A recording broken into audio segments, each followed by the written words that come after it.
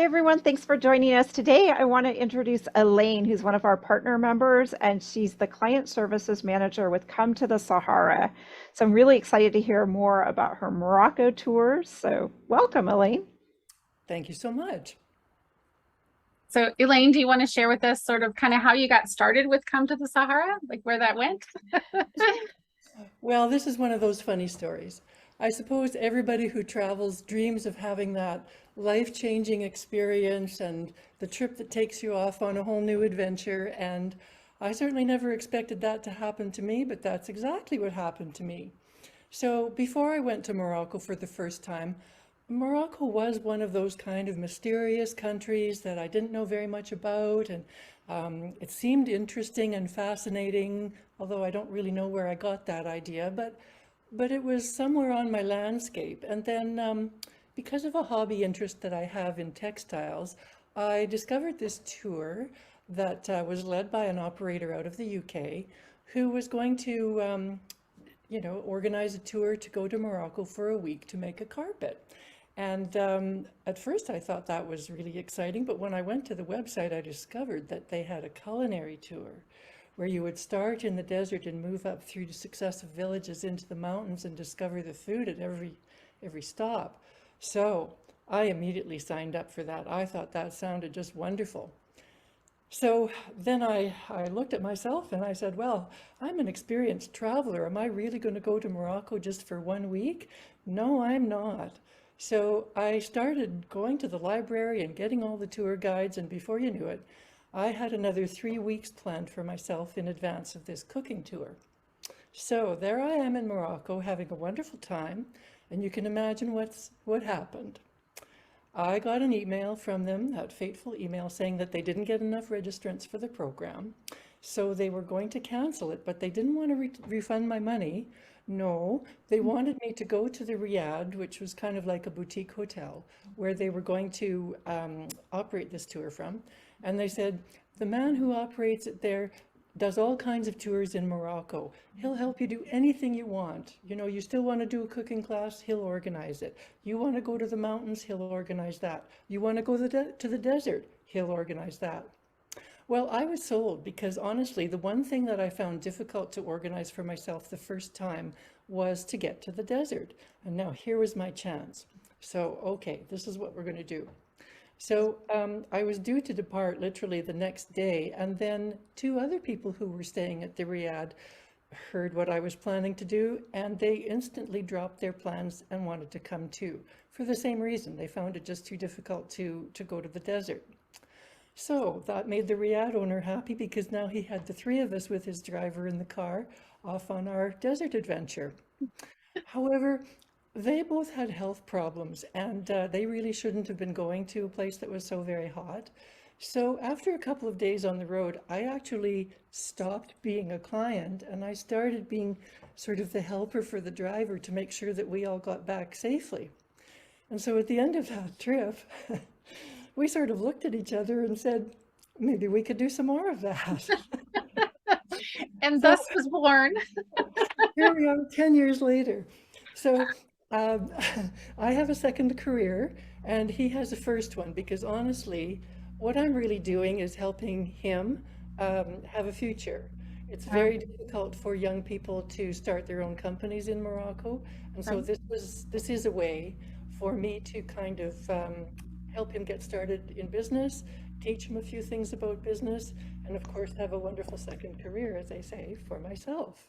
Yeah. Wow, what an amazing story. That's Beautiful incredible. story. It, Yeah, it's one of those things where it's like, like you said, life changing, travel changes you, right? We all know that it changes all of us. But in this particular situation, it really changed both of your lives.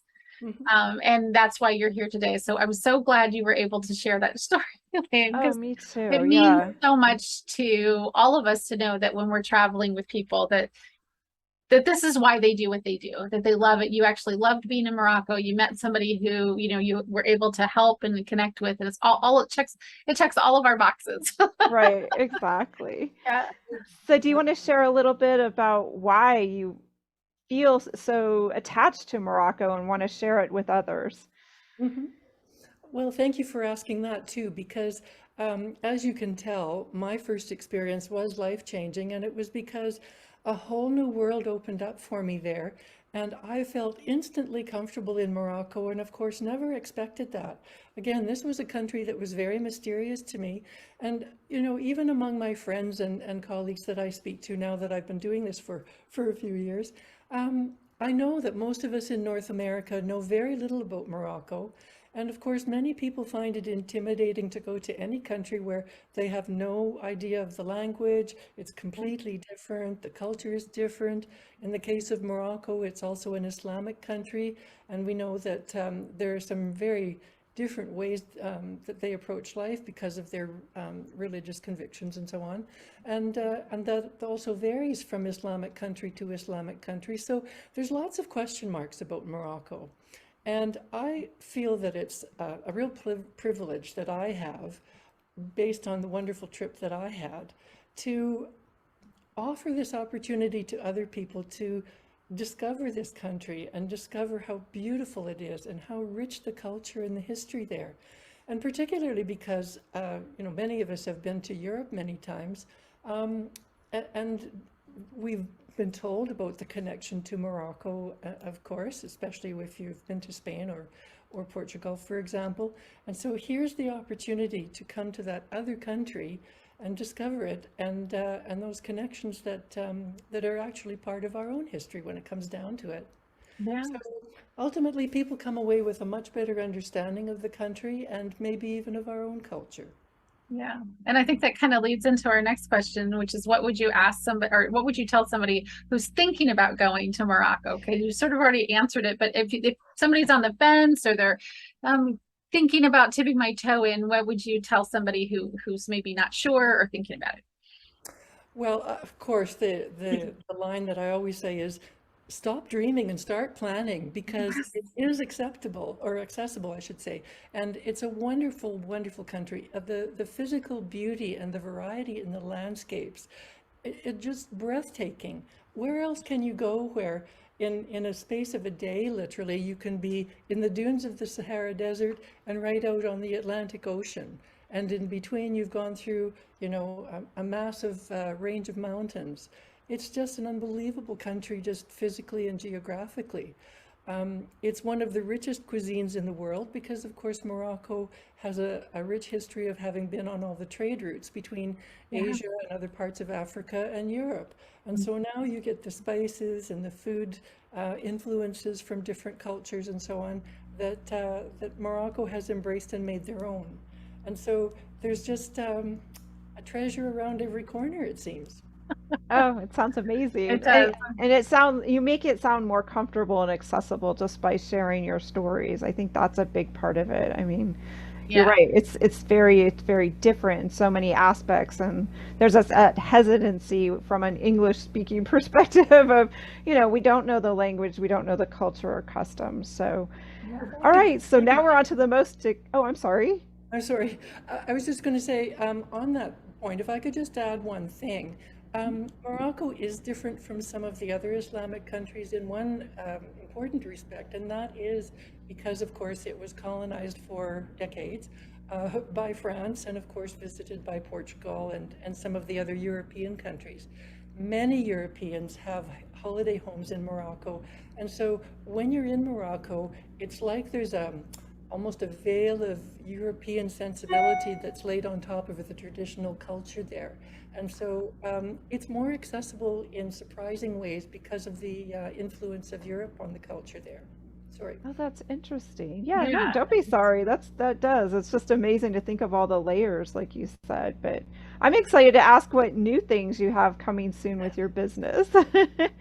Well, of course, we're constantly trying to find new and different ways to showcase the wonders that Morocco has to offer.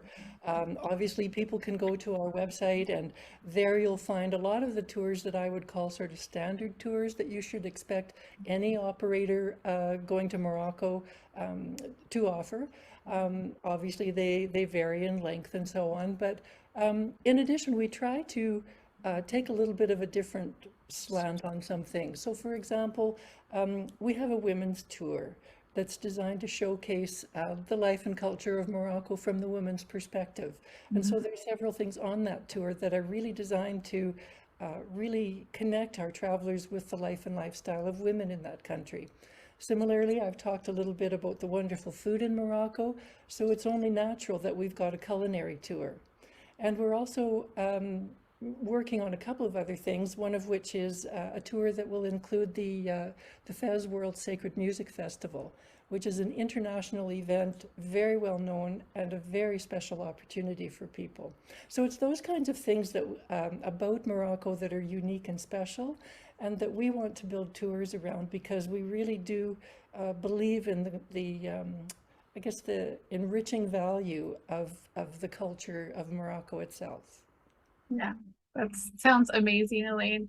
There's so many different like aspects to see Morocco, so it's beautiful that you've got to go back multiple times, because it sounds like a country you can't just go once because there's too many things to see.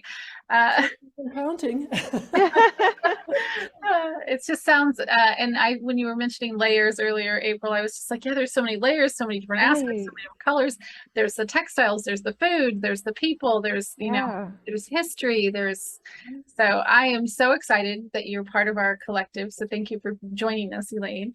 And I hope that our members continue to listen and pay attention to what Come to the Sahara is doing and travel with them. And I think that's all we have to share. Any last Well, Go ahead. I was going to have Elaine share the website for Yes. everyone listening. Oh, that's a great idea. Thank you. Yes, it's www.cometothesahara, all one word, .com. Okay, perfect. And if they want to reach out to you, Elaine, directly, is there an email you'd like them to use, or?